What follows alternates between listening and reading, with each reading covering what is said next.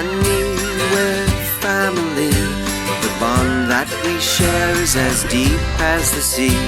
No matter how rough things may come to be, you and me, we're family.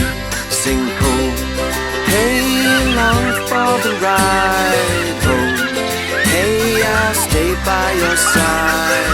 Ho, hey, you'll always be alright by me. Yes, you're alright by me.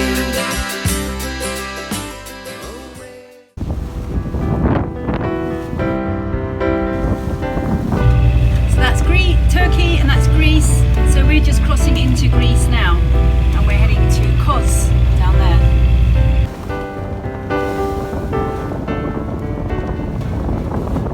So we've just come around the northern end of Kos, between Turkey and the island of Kos, and this jet ski started coming straight towards us, and it seemed a bit weird, and then we saw the Coastguard following him, and then the Coastguard dived in front of him and tried to knock him off his jet ski, and the jet ski had two people on. They went to the mainland of Greece, into the shallows, so the Coastguard couldn't get to him, and then suddenly it came back with only one person on board and tried to head to Turkish waters again.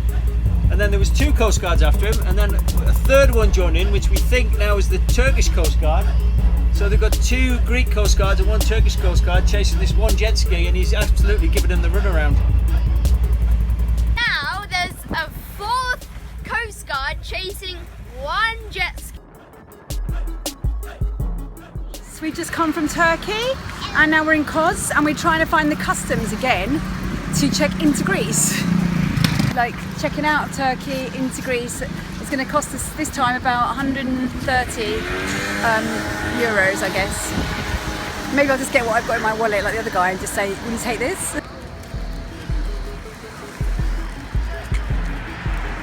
So here we are again, the bank's closed because we forgot it's Greece and everyone's either asleep or they're just closed. We're going to go and see our friends and see how they managed. Apparently they had a really bad time checking in. So we might just wait till we get some random little island somewhere and do it there. We are leaving Kos this morning and heading across the Cyclades. The weather looks good, so we're going to go with it and maybe do it in one go. So that might be like another 2-day passage. We didn't really have a chance to look around Kos because, you know, we're trying to get this weather window, but it looks quite nice. It looks like a kind of Turkish section to it as well. But we did catch up with some nice friends from Lefkas, and yeah, we got a little feel of it. It's quite nice to be back in Greece. But yeah, here we go.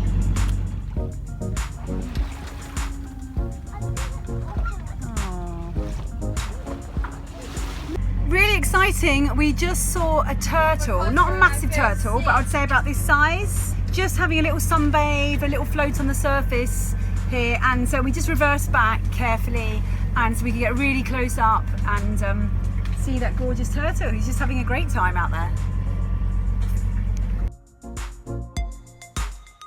Okay, what's it like, Darry? Rocky.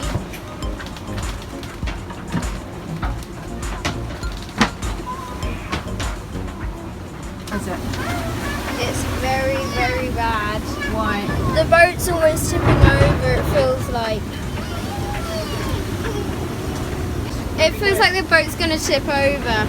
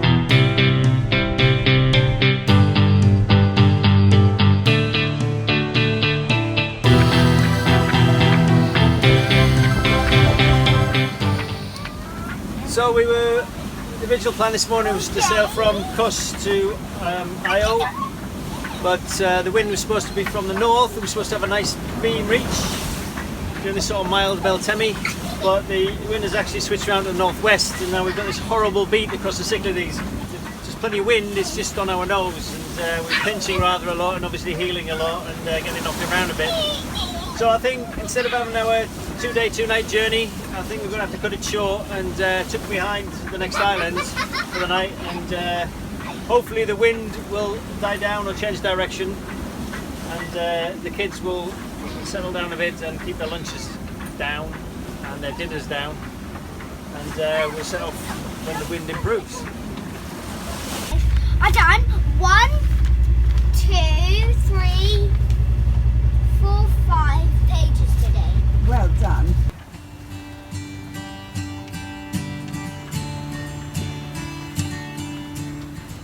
So this is Livadia now. We've been blown a bit south to the Dodecanese, and so we're just coming into this town.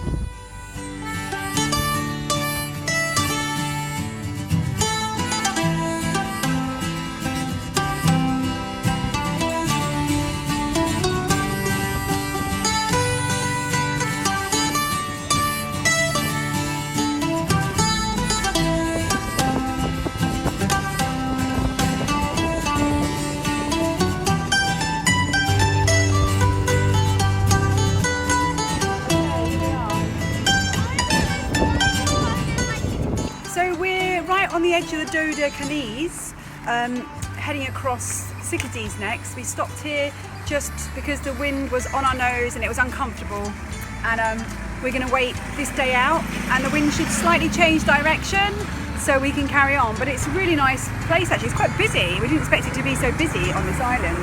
It's kind of in the middle of nowhere really. Nice place to hang out for a day. Schooling's finished.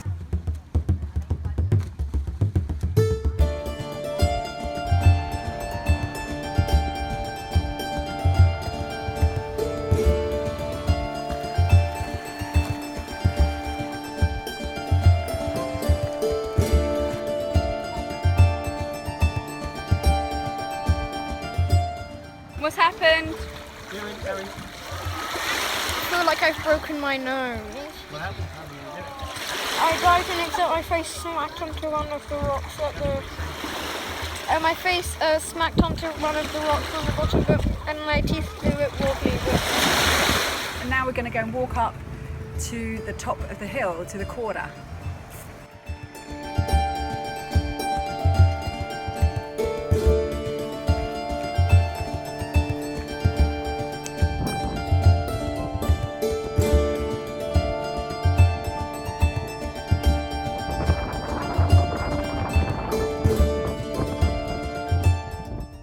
Okay, I'm going to pronounce this wrong, but it's Astypalaia, I think Astypalaia, in the Dodecanese. It's where the Dodecanese sort of finishes and the Cyclades start.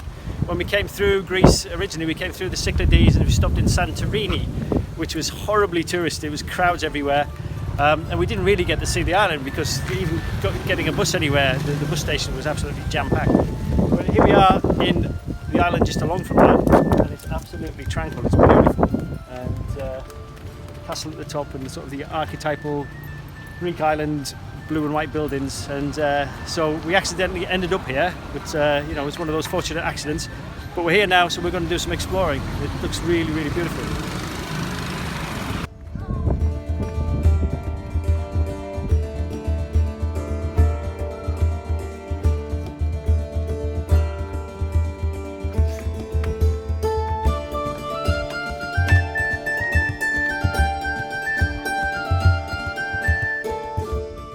So we're trying to find the ultimate photo of our boat in the bay.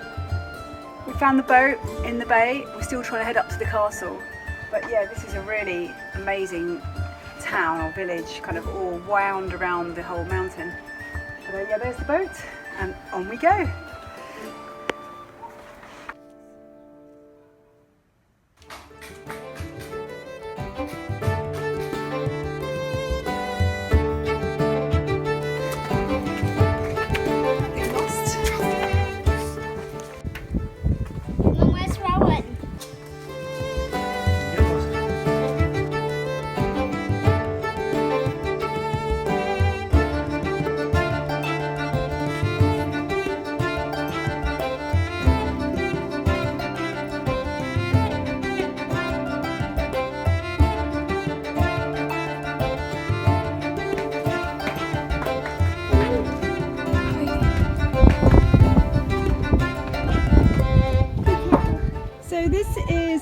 our boat down there in the bay and just doing a 360 so you can see.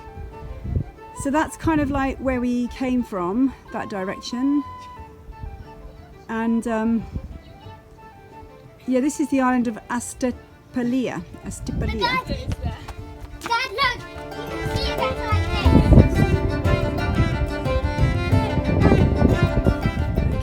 So I think by the 15th century, this whole island was pretty much wiped out by the Turks.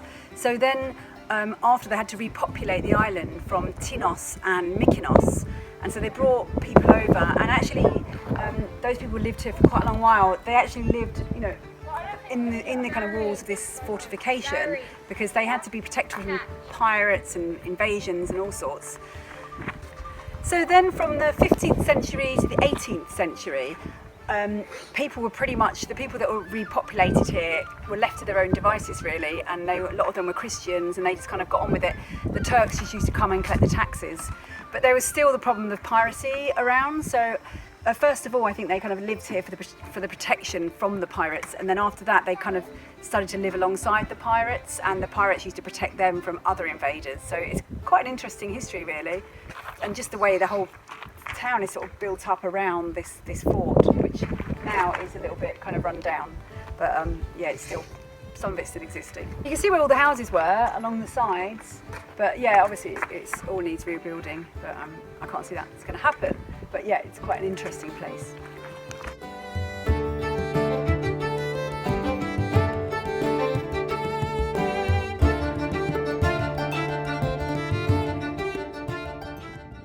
An early start this morning, 5 o'clock start. Nice.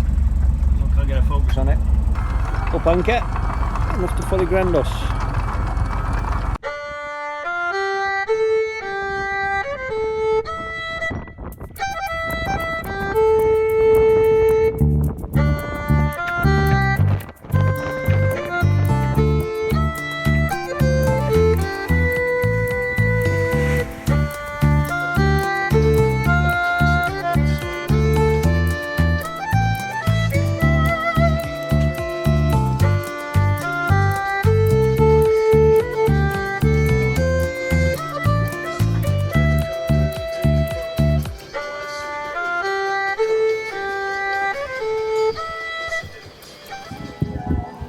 Nice, Ewan. What have you got, Rowan? I got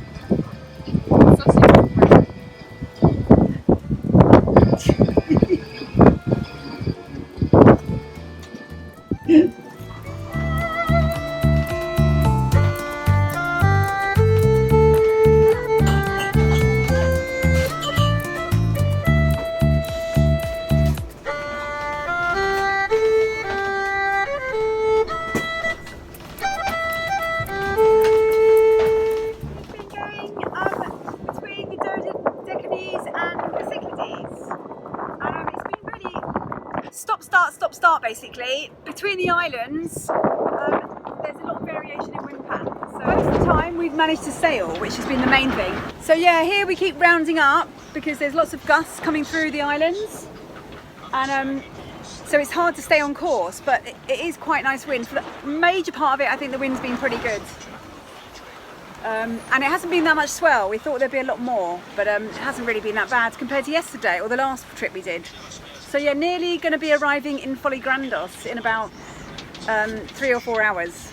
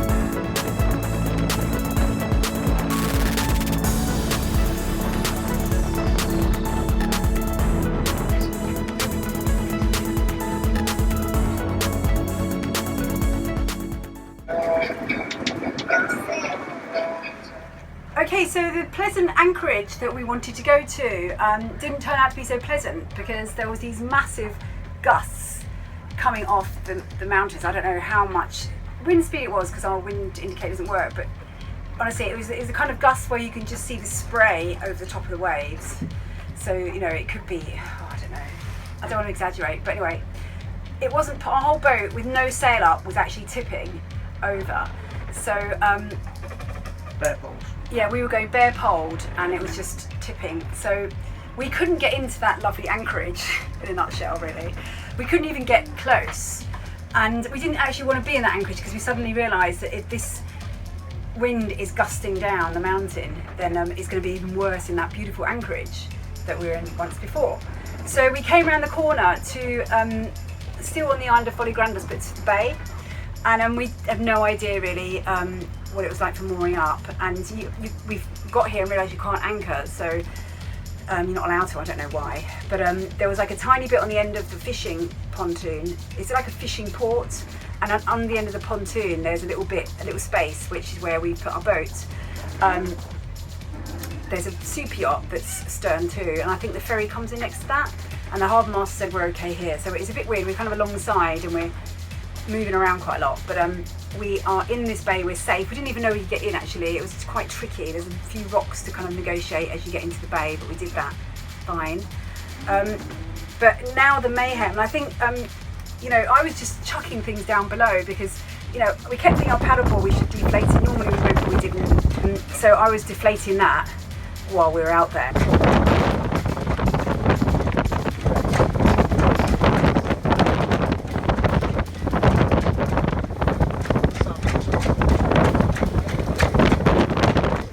I didn't know where to put it, so it all came down below. Digging into his ribs. I brought the paddleboard downstairs. But don't look down, he called to the girls. We already did. At least we didn't lose Fred the shook a paddleboard. beetle off his eye and gripped another Very handful salty. of vines. Little cushions were beginning to fly off, so I managed to save all the cushions. It all came down below. Both hands in front of her face. Is it far? It's when you get to this point and everything is quite chaotic, and you've just been through this whole kind of, what would you call it, like an experience, and you start kind of just tidying up things, you know, because it just makes you feel like a bit normal. So you just get into your little housekeeping jobs, and it's chaos down here, as you can see. Everything came down below, and even the kids, after a while, I just sent them down below, and now we're going to have a gin and tonic, like you do in the Meds, and luckily a pre-made curry that I made yesterday. So I'm going to make that, and we're going to have a normal dinner like a normal family.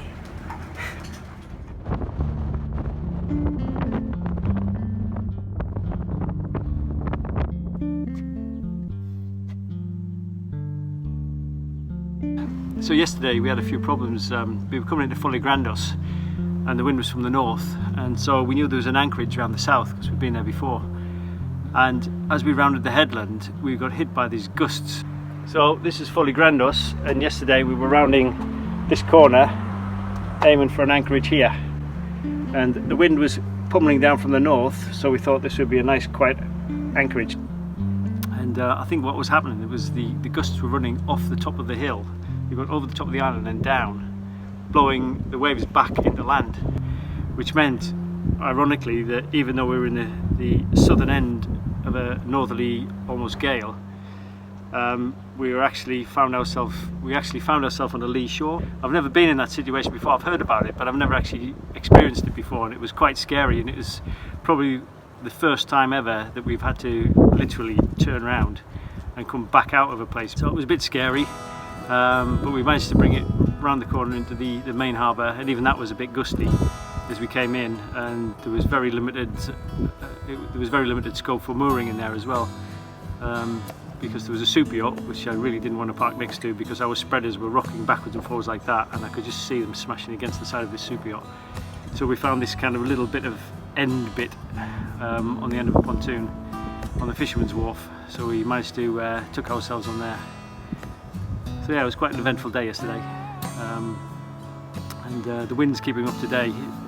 Although ironically now it seems like there's no wind at all, but when you get around the corner it's gusting like mad. And so I think we'll stay here for a day and then head off tomorrow. The tree rustled and stilled. And then everyone would gather around the sides of the central oak.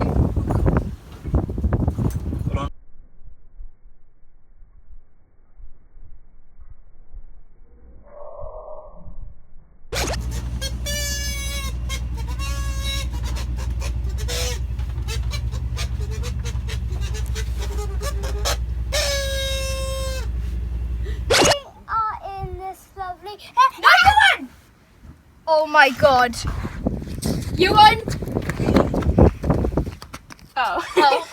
You and me, we're family. The bond that we share is as deep as the sea. No matter how rough things may come to be. You and me, we're family. Sing ho. So this is a really big thank you to our patrons for pledging to Mothership Adrift and supporting us on our journey as we travel around the world. This allows us to make stories and then share these stories with you. If you want to become a patron, it's really easy. Click on the Patreon button and join our family in this journey around the world. And if you want to do it, do it.